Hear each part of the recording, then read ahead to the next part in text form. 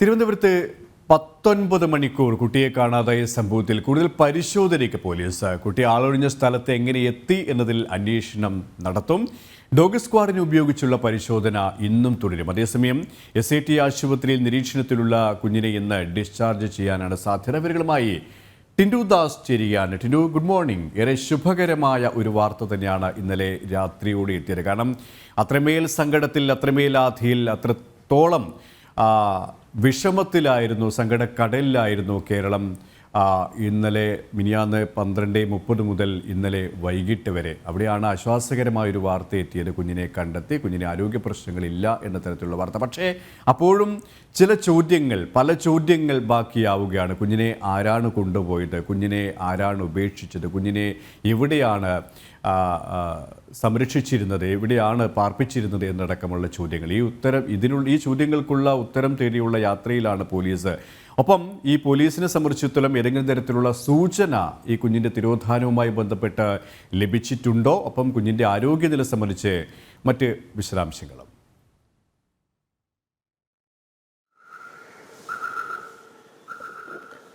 Good morning KP. കുഞ്ഞിൻ്റെ തിരോധാനവുമായി ബന്ധപ്പെട്ട് അല്ലെങ്കിൽ കുഞ്ഞ് കഴിഞ്ഞ 19 മണിക്കൂറുകൾ എവിടെയായിരുന്നു എന്നതിനെ പറ്റിയുള്ള ദുരൂഹത ഇന്നും തുടരുകയാണെന്ന് വേണം മനസ്സിലാക്കാൻ. ഇന്ന് ഇതുമായി ബന്ധപ്പെട്ട പേട്ട പോലീസ് അതുപോലെ തന്നെ മറ്റ് പോലീസ് സ്റ്റേഷനുകളിലെ പോലീസുകാരെ ക്രോഡീകരിച്ചുകൊണ്ട് ഒരു അന്വേഷണം തന്നെ, വ്യാപകമായൊരു അന്വേഷണം തന്നെയാണ് ആരംഭിച്ചിട്ടുള്ളത്. കഴിഞ്ഞ ദിവസം കുട്ടിയെ 7:15 കൂടിയായിരുന്നു തിരുവനന്തപുരം കൊച്ചുവേലി റെയിൽവേ സ്റ്റേഷന് സമീപമുള്ള ഓടയിൽ നിന്ന് 7 താഴ്ചയുള്ള ഓടയിൽ നിന്നും കുട്ടിയെ കണ്ടെത്തിയത്. കുട്ടിയെ കണ്ടെത്തുന്ന സമയം അബോധാവസ്ഥയിലായിരുന്നു. മണ്ണന്തല പോലീസാണ് കുട്ടിയെ അബോധാവസ്ഥയിൽ കണ്ടെത്തുന്നത്. കുഴിയിലേക്ക് ടോർച്ച് അടിച്ച് നോക്കുന്ന സമയത്ത് കുട്ടി മയങ്ങി കിടക്കുകയായിരുന്നു. ടോർച്ച് അടിക്കുന്ന സമയത്താണ് കുട്ടി കണ്ണു തുറന്നത്.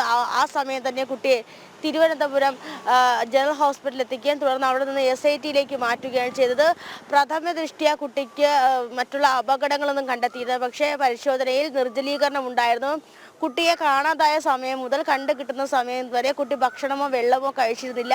അത്തരത്തിലൊരു അബോധാവസ്ഥയിലായിരുന്നു കുട്ടി ഉണ്ടായിരുന്നത്. ഈ കഴിഞ്ഞ 19 മണിക്കൂർ കുട്ടി എവിടെയായിരുന്നു എന്നൊരു കാര്യത്തിലുള്ള ദുരൂഹത ഇപ്പോഴും തുടരുന്നുണ്ട്.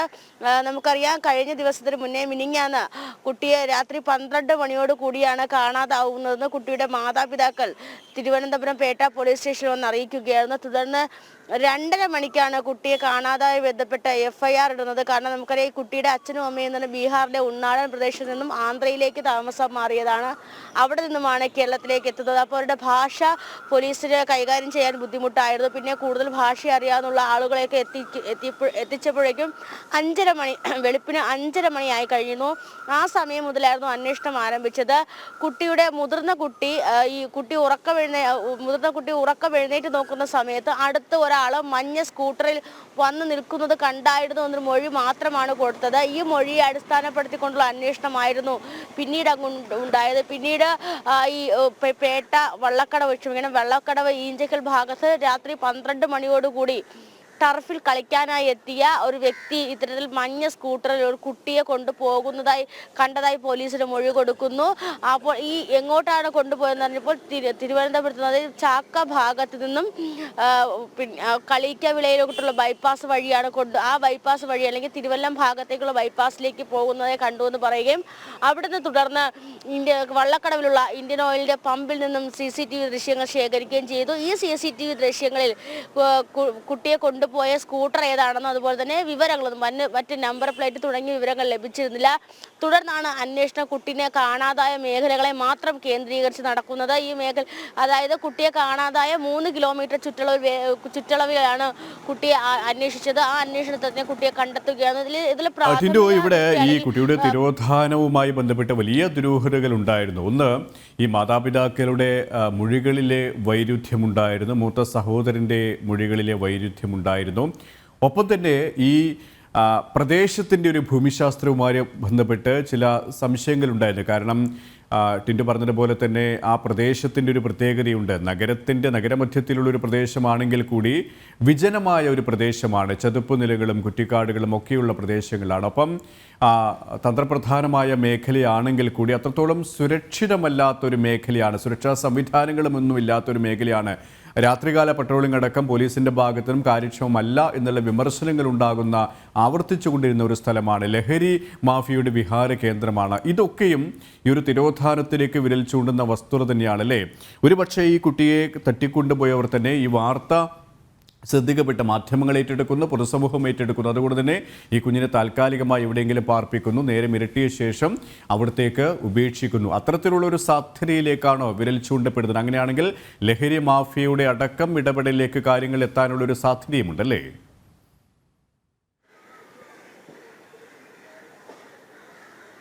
തീർച്ചയായും KP അത്തരത്തിലൊരു സാധ്യത മുന്നിൽ നിൽക്കുന്നുണ്ട്. 19 മണിക്കൂറാണ് കുട്ടിയെ കാണാതാകുന്നത്. തുടർന്ന് മാധ്യമങ്ങൾ ഈ വാർത്ത വളരെ നേരത്തെ ഏതാണ്ട് വെളുപ്പിൽ 5 മണിയോടുകൂടി തന്നെ മാധ്യമങ്ങൾ ഈ വാർത്ത ഏറ്റെടുക്കുന്നു. നവമാധ്യമങ്ങൾ ഉൾപ്പെടെ കുട്ടി മേരിയെ കാണാതാവുന്ന വാർത്തകൾ പുറത്തു വരുന്നു. അപ്പോൾ വളരെ സജീവമായിട്ട് ഈ വാർത്ത ഏതാണ്ട് രാത്രി 11 മണി വരെ ആ ദിവസം മുഴുവൻ ഈ വാർത്ത മാധ്യമങ്ങൾ ഏറ്റെടുക്കുന്നു. ആ ഒരു സാധ്യതയിലാണ്, അല്ലെങ്കിൽ ആ ഒരു സാഹചര്യത്തിലാണ് പോലീസ് എത്രയും തന്നെ ഈ കുട്ടിയെ കണ്ടെത്തുക, അല്ലെങ്കിൽ ഈ കുട്ടിയെ കണ്ടെത്തുന്നത് പ്രധാന ദൗത്യമായി ഏറ്റെടുക്കുന്നത് വേണം പറയാൻ. അപ്പോൾ ആദ്യം കുട്ടീനെ കാണാതാവുന്ന സമയത്ത് അതിർത്തി കേന്ദ്രങ്ങൾ, അതുപോലെ തന്നെ റെയിൽവേ സ്റ്റേഷനുകൾ, അതുപോലെ തന്നെ ബസ് സ്റ്റോപ്പുകൾ തുടങ്ങിയ മേഖലകളിലൊക്കെ അന്വേഷണം വ്യാപിപ്പിച്ചിരുന്നു.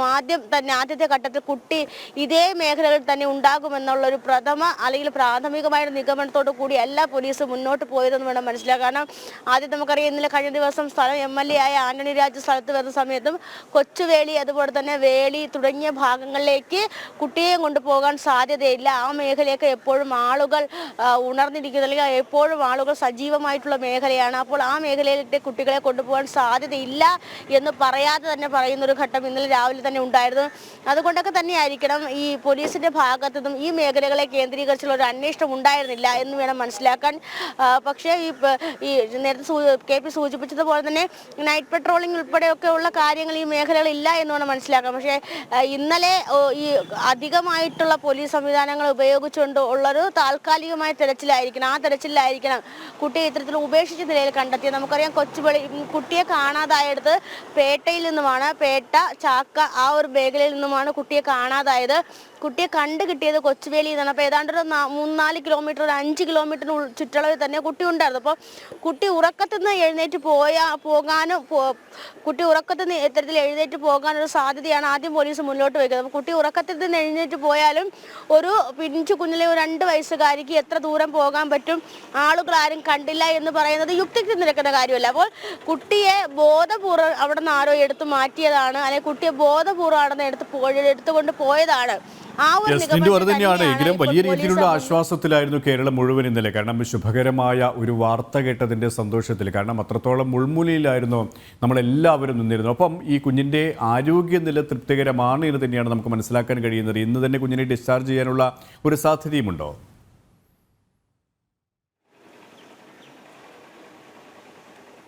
തീർച്ചയായും KP ഇന്ന് തന്നെ കുട്ടിയെ ഡിസ്ചാർജ് ചെയ്യും. കുട്ടിയുടെ അമ്മയും അതുപോലെ തന്നെ കുട്ടിയുടെ അച്ഛനും ഒക്കെ ഇവിടെ തന്നെ ഉണ്ട്. തിരുവനന്തപുരം SIT ഹോസ്പിറ്റലിൽ തന്നെ ഉണ്ട്. കുട്ടിയെ ഇന്നലെ ഇവിടെ കൊണ്ടുവരുന്ന സമയത്ത് നിർജ്ജലീകരണം മാത്രമേ, വെള്ളവും ഭക്ഷണവും കഴിക്കാതിരുന്ന ബുദ്ധിമുട്ട് മാത്രമേ ഉണ്ടായിരുന്നുള്ളൂ. കുട്ടിയെ മറ്റൊരു തരത്തിലൊന്നും ഉപദ്രവിച്ചിട്ടില്ല എന്നാണ് ഇവിടുത്തെ പരിശോധനയ്ക്ക് ശേഷം DCP അതുപോലെ തന്നെ ആരോഗ്യമന്ത്രി മാധ്യമങ്ങളോട് പ്രതികരിച്ചത്. കുട്ടിയുടെ സംരക്ഷണം, കുട്ടിയുടെ സഹോദരങ്ങളുടെയും സംരക്ഷണം CWC വനിതാ ശിശുക്ഷേമ വകുപ്പ് ഏറ്റെടുക്കുമെന്നായിരുന്നു ഇന്നലെ ആരോഗ്യമന്ത്രി മാധ്യമങ്ങളോട് പ്രതികരിച്ചത്. പക്ഷെ അത്തരത്തിൽ ഏറ്റെടുക്കുന്ന കുട്ടിയുടെ അച്ഛനും അമ്മയായിട്ടൊക്കെ സംസാരിക്കണം. കുട്ടിയുടെ അച്ഛനും അമ്മയായിട്ടൊക്കെ സംസാരിച്ചതിന് ശേഷം കുട്ടികളെ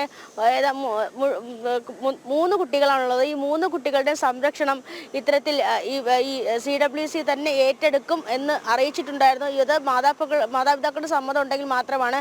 പിന്നെ മറ്റൊരു വാർത്ത എന്ന് പറയുന്നത്, ഈ കുട്ടിയുടെ ചികിത്സ കഴിഞ്ഞ് കുട്ടീനെ ആശുപത്രിയിൽ നിന്ന് ഡിസ്ചാർജ് ആക്കിയതിനു ശേഷം തിരിച്ച് മാതാപിതാക്കൾ മാതാപിതാക്കൾ കുട്ടികളെയും കൊണ്ട് ഹൈദരാബാദിലേക്ക് തന്നെ പോകുമെന്നാണ് നിലവിൽ ഇപ്പോൾ മനസ്സിലാക്കാൻ സാധിക്കുക. എന്തായാലും മേരി ആരോഗ്യവതിയാണ്. മേരിക്ക് യാതൊരു തരത്തിലുള്ള അസ്വാഭാവികതകളൊന്നും സംഭവിച്ചിട്ടില്ല, യാതൊരു തരത്തിലുള്ള അപകടങ്ങളും സംഭവിച്ചിട്ടില്ല. മാധ്യമങ്ങളും പോലീസും ഇന്നലെ സമഗ്രമായി തന്നെയാണ് വലിയ ആശ്വാസകരമായ സന്തോഷം നൽകുന്ന വാർത്ത. മേരി ആരോഗ്യവതി തന്നെയാണ്. കാത്തിരിപ്പിനൊടുവിൽ മേരി സുരക്ഷിതമായിട്ടാണ് പോലീസിൻ്റെ കരങ്ങളിലേക്ക് എത്തിയത്. ഏതായാലും മേരി ആരോഗ്യത്തോടെ ഇന്ന് സിറ്റി ആശുപത്രിയിൽ നിന്നും പുറത്തിറങ്ങിയാണ്, പുതിയ ജീവിതത്തിലേക്ക് പ്രവേശിക്കുകയാണ്. ഏതായാലും വളരെ സന്തോഷകരമായ ഒരു വാർത്ത തന്നെയാണ്, ഏറെ ശുഭകരമായ ഒരു വാർത്ത തന്നെയാണ്. ടിൻഡു ദാസാണ് വിവരങ്ങൾ നൽകിയത്.